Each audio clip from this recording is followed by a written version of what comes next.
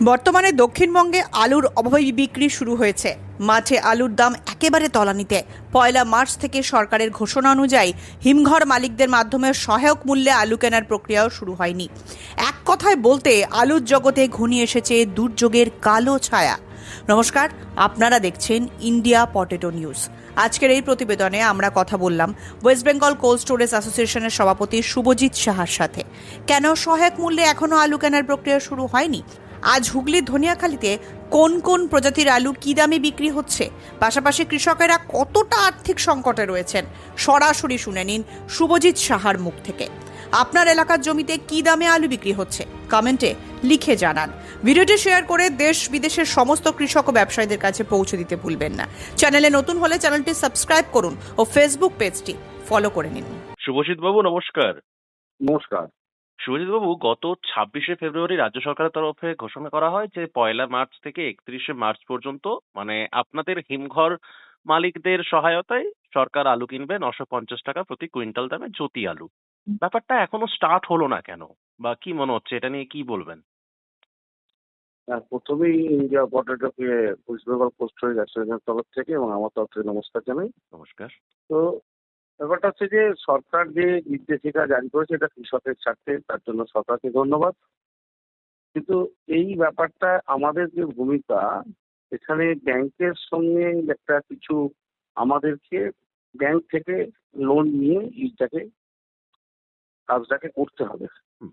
এখানে কিছু ব্যাংকের যে ফর্মালিটিস আছে তাতে কিছু আমাদের কাগজপত্রে কিছু ত্রুটি দেখা যাচ্ছে।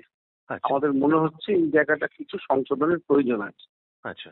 তো সেই ব্যাপারে আমরা ওনাদেরকে জানিয়েছি এবং সেই ব্যাপারে গতকাল নবান্নে একটি মিটিং হয়। তো সেখানে আমাদের ব্যাপারটা ওনারা কিছু চেঞ্জ করেছেন এবং তাই আগামীকাল আমরা আমাদের ওয়েস্ট বেঙ্গল কোল্ড স্টোরেজ অ্যাসোসিয়েশনের তরফ থেকে একটা জেনারেল মিটিং ডেকেছি আচ্ছা এবং সেই মিটিংয়ে এটা নিয়ে বিস্তারিত আলোচনা হবার পরই আমরা এটা কিভাবে কাজটা নিয়ে এগোবো আমাদের ঠিক হবে। কারণ আমাদের জেনারেল মেম্বারের মতামত যা উঠে আসবে, বিগত দিনেও যে মতামত উঠেছে, যে অসুবিধেগুলো দেখা গেছিল সেটা নিয়ে ওনাদের দৃষ্টিতে এনেছি হুম। এবং গতকাল যে মিটিং এ আলোচনা হয়ে যেটুকু চেঞ্জেস হয়েছে এগ্রিমেন্টে, এটা নিয়েও আগামীকাল আমাদের মিটিং হবে হুম। কলকাতায়। সেইখানে আলোচনা হয়ে জিনিসটা যাতে সুন্দরভাবে এগিয়ে নিয়ে যাওয়া যায় হুম। সব দিক বাঁচিয়ে, তো সেই ব্যাপারে আমরা আলোচনা করেই করতে পারবো। গতকাল সরকারের যে বললেন নবান্নে মিটিং ছিল, ওখানে সরকারের আধিকারিকদের তরফ থেকে কি বলা হলো এই ব্যাপারটা নিয়ে, বা ওনাদের মতামতটা কি? ওনাদের মতামত তো এটা তো কাজটা শুরু করার জন্য বলেছেন, হুম। কিন্তু আমাদের তো কিছু যেহেতু এখানে যে মানে টাকা পয়সার ফান্ডিং এর ব্যাপার আছে, হুম। সেটা আমাদের ব্যাংক থেকে লোন করে করতে হবে। হুম। তো সেক্ষেত্রে আমাদেরও কিছু আর্থিক ব্যাপারটা আমাদেরও দেখে নিতে হবে যাতে আমাদেরও আগামী দিন কোনো অসুবিধে না হয়। হুম। তো সেই ব্যাপারে কিছু জায়গায় আমাদের প্রশ্ন ছিল, হুম। সেটা ওনারা কিছু আমাদের কারেকশন করে দিয়েছেন। তো সেইটা জেনারেল মিটিং এ আগামীকাল আমরা মিটিং এ প্লেস হওয়ার পরই সবার মতামত নিয়ে তবে জিনিসটা আমরা কিভাবে এগোবো বলতে পারবো। আচ্ছা, ধরুন কার্যকরী শুরু না হলেও, ধরুন এখনো কেনা শুরু না হলেও, মোটামুটি একটা সরকার যে সহায়ক মূল্যে আলু কিনবে এর একটা আভাস দেওয়া হয়েছিল ফেব্রুয়ারির লাস্টের দিকেই, 26 তারিখেই।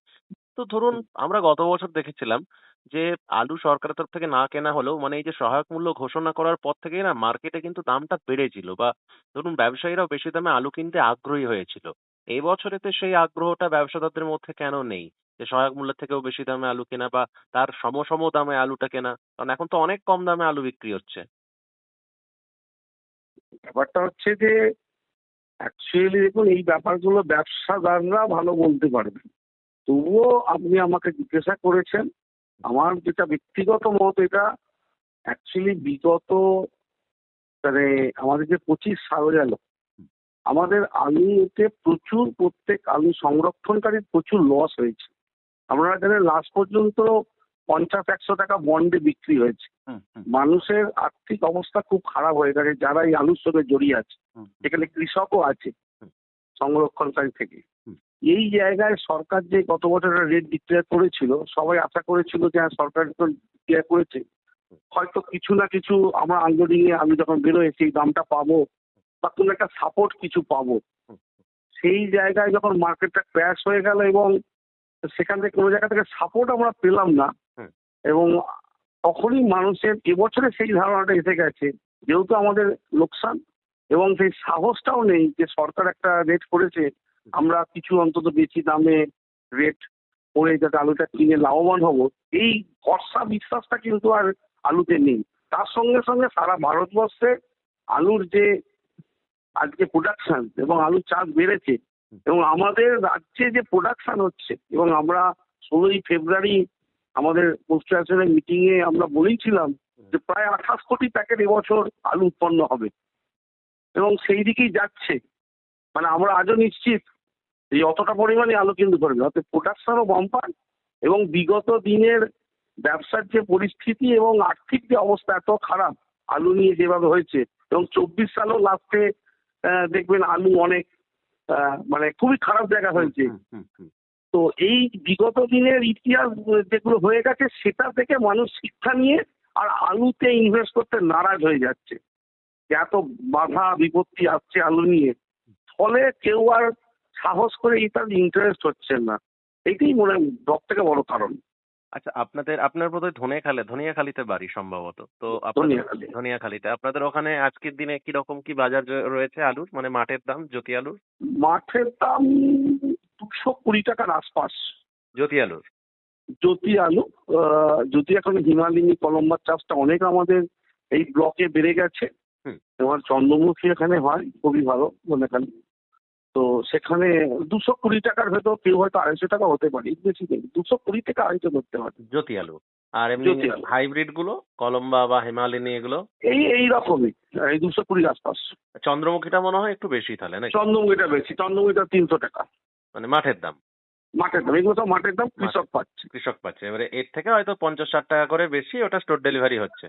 ওরা 50 টাকা হতো, কিন্তু এবছর যেভাবে প্যাকেটের দাম বৃদ্ধি হয়েছে, হুম। 9 টাকা 10 টাকার প্যাকেট আজকে 20 টাকা। হুম।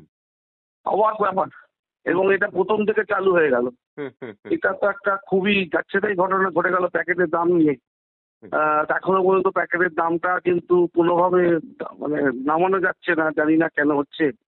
এটা দিয়ে বিশ্বাকর্ষণ সরকার তরফ থেকে নিশ্চিত করলে কিছু না কিছু উপকার পাওয়া যাবে মনে হয় কৃষকের স্বার্থে। গত পরশু দিনে এবং গতকালকে আমরা ইন্টারভিউ নিয়েছিলাম, মানে গত পরশু দিনে টার্পেক্স ব্র্যান্ডের একজন মানে আধিকারিক সাহেবের ইন্টারভিউ নিয়েছিলাম, এবং গতকাল বাঁকুড়ার কতুলপুরের একজন মানে লেনোভ্যাক ডিলারের ইন্টারভিউ নিয়েছিলাম। তো দুজনের মন্তব্য অনুযায়ী ওনারা বলছেন যে এই আন্তর্জাতিক স্তরে যুদ্ধ পরিস্থিতির কারণে প্যাকেট তৈরির জন্য যে কাঁচা মাল যেটা হয় দানা, তার নাকি দাম বেড়েছে, এবং তার সাথে মানে সেটা একটা মূল কারণ। আর আরেকটা মূল কারণ হচ্ছে ইউপি এবং পাঞ্জাবে নাকি লেনো প্যাকেটের দাম মানে চাহিদাটা বেড়েছে। মানে আগে ওখানেতে জুট ব্যাগে লোড হতো, এখন নাকি লেনো ব্যাগে লোড হচ্ছে, যে কারণের জন্য মানে চাহিদা অনুযায়ী যোগানটা হচ্ছে না। আপনাদের ওখানে প্যাকেট কিরকম কি দাম হচ্ছে আজকে অ্যাপ্রক্স? 18 থেকে 20 টাকা প্যাকেট দাম হচ্ছে, পার ঠিক পিস? আছে, পার পিস, 50 কেজি বস্তা।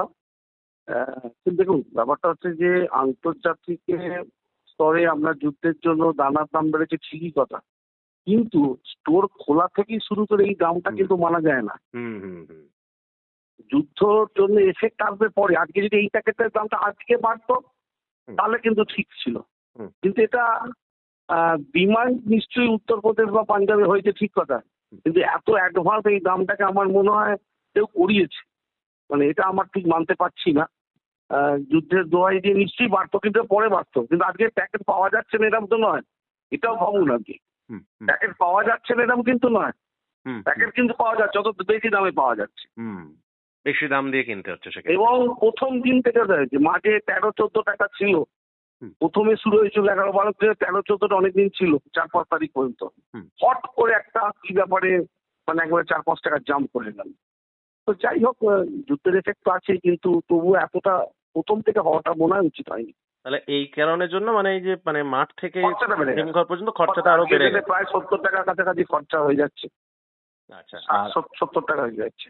বুঝলাম। আর আপনাদের তাহলে আগামী কালকে আপনারা যে মিটিং এ বসবেন তারপরেই এই সিদ্ধান্তটা মানে পাকাপাকি ভাবে আমরা জানতে পারবো যে হয়তো কবে থেকে শুরু হবে বা আদৌ হবে কিনা না, এটা। আমাদের যে কোনো মেম্বার, আমরা মেম্বারদের বলাই ছিল, সরকারি নির্দেশিকা যখনই জারি হয়েছিল, হুম। যে কোনো মেম্বার এটাতে শুরু করতেই পারে। কোনো মিটিং এ আমাদের কাউকে বলেন, এটা ওপেন টু অল। হুম। এই প্রোগ্রাম যে কেউ শুরু করতে পারে, হুম। কিন্তু কোনো কারণে কেউ হয়তো এগিয়ে আসতে পারছে না, ঠিক আছে, কেন সবাই একটু ভীত আছে। মেম্বারের বাইরেও যে সমস্ত কোল্ড স্টোরেজ আছে আমাদের, হুম। তারাও কিন্তু মনে হয় না সেইভাবে শুরু করতে পেরেছে। যেটা সরকারি যে cold storage, cooperative cold storage, হুম, হুম, তারাও কিন্তু পয়লা তারিখ থেকে শুরু করেছে বলে আমার মনে হয় না। বুঝতে পারলাম, বুঝলাম। তার মানে কোনো স্তর থেকেই সেইভাবে কিন্তু শুরু হয়নি। হয়তো আজকালের মধ্যে হয়ে যাচ্ছে, হয়তো আজকে কিছু না কিছু শুরু হয়েছে, দেখা যাবে। হ্যাঁ, হুম। আমরাও ব্যাপারটা নিয়ে আছি যে কিভাবে জিনিসটাকে শুরু করা যায়। তাই আগামীকাল আমরা মিটিং করে সব দিক বিবেচনা করে মেম্বাররা প্রত্যেকের নিজস্ব মতামতের বিনিময়ে সবাই যে যার এগিয়ে যাবে। এই অনুষ্ঠানে সম্প্রচারিত সমস্ত বক্তব্য বক্তাদের নিজস্ব ব্যক্তিগত মতামত। এই অনুষ্ঠান বাজারের নির্ধারক নয়। অনুগ্রহ করে ব্যবসায়িক পদক্ষেপের পূর্বে নিজের বিচার বুদ্ধি কাজে লাগিয়ে সিদ্ধান্ত নিন। আলু রাখা বাজারগত ঝুঁকি সাপেক্ষ। আলু রাখার পূর্বে ইন্ডিয়া পটেটো অ্যাপ থেকে বিগত বছরের লোডিং আনলোডিং রিপোর্ট ও তার পরিপ্রেক্ষিতে আলুর দামের ওঠানামা দেখে নিন। হরদেব সিং সাংঘার এস মার্কা ও সুখজিৎ সিং ভাট্টির বি মার্কা আলু বীজ বিক্রয়ের বিশ্বস্ত প্রতিষ্ঠান ঘোষাল এগ্রিকালচার এন্টারপ্রাইজ। দীর্ঘ 1 দশকেরও বেশি সময় ধরে প্রতিটি কৃষকের বিশ্বাসের আরেক নাম ঘোষাল এগ্রিকালচার এন্টারপ্রাইজ। খুচরো ও পাইকারি বীজ বিক্রয় করা হয়। প্রযত্নে শম্ভুনাথ ঘোষাল। আমাদের 2টি কাউন্টার আছে। হরদেব সিং সাংঘার এস মার্কা পিওর কাউন্টার ধনিয়াখালী হল স্টেশনের কাছে ঘোষাল মার্বেল সন্নিকট, এবং সুখজিৎ সিং ভাটির বি মার্কা পিওর কাউন্টার বেলমুড়ি হাটতলা হুগলি। এছাড়াও আমাদের বেলমুড়ি হাটতলার কাউন্টারে মাহিন্দ্রার কলম্বো আলু পাওয়া যায়। Mobile number 9434301523। Original Bhatti S, GS, KF, কেতন, জেএফ, এনএএফ, টিএফ সহ বিভিন্ন নামি দামি উচ্চ ফলনশীল সেরা পাঞ্জাব আলু বীজ মানে তারকেশ্বরের সারদা আলু বীজ ভান্ডার। আইটিসি টেকনিক ও হিমালিনী ও মাহিন্দ্রা কোম্পানির কলম্বা স্পেশাল বীজের সেরা পরিবেশক তারকেশ্বরের সারদা আলু বীজ ভান্ডার। প্রোপাইটার প্রদ্যুৎ কুমার দাস। ঠিকানা টিসি রোড, তারকেশ্বর নতুন bus stand, Hooghly. Phone number 9434011411 অথবা 9933442118। আধুনিক নিত্য নতুন ডিজাইনের সোনা, রূপো, হীরের গয়না কেনার একমাত্র ঠিকানা নিউ পিঙ্কি জুয়েলার্স। এখানে সুদক্ষ কারিগর দ্বারা 22 ক্যারেট HUID হলমার্ক যুক্ত খাঁটি স্বর্ণ অলংকার তৈরি করা হয়। গহনার মজুরিতে রয়েছে বিশেষ ছাড়, তাই দেরি না করে আজই আসুন নিউ পিঙ্কি জুয়েলার্সে। ঠিকানা পুরাব সিনেমাতলা, হুগলি। মোবাইল নাম্বার 8016349465 অথবা 8967006582। চাপাডাঙ্গায় উন্নত মানের পাঞ্জাব আলু বীজের একমাত্র ঠিকানা তারকনাথ আলু ভান্ডার। সংঘা, ভট্টি, খালসা, কপুর, করণ, কিষান সহ পাঞ্জাবের নানা নামি দামি কোম্পানির আলু বীজের বিশ্বস্ত প্রতিষ্ঠান তারকনাথ আলু ভান্ডার। আমাদের ঠিকানা college road, Chapadanga, Hooghly. Proprietor Taraknath Nag ও মহারাজ নাগ। Phone number 9883465765। আলুর সব খবর এখন একটা অ্যাপে। আলুর প্রাত্যহিক বাজার দর, আলুর সর্বভারতীয় বাজার দর, আলুর সকালের বাজার দর, লোডিং আনলোডিং রিপোর্ট, বিগত 10 বছরের আলুর তথ্য, সারা ভারতবর্ষের 20,000 আলু চাষী ও ব্যবসায়ীদের তথ্য এখন আপনার হাতের মুঠোয়। প্লে স্টোর থেকে আজই ডাউনলোড করুন India potato market rate app. 2012 সাল থেকে প্রতি মুহূর্তে আপনার সঙ্গে।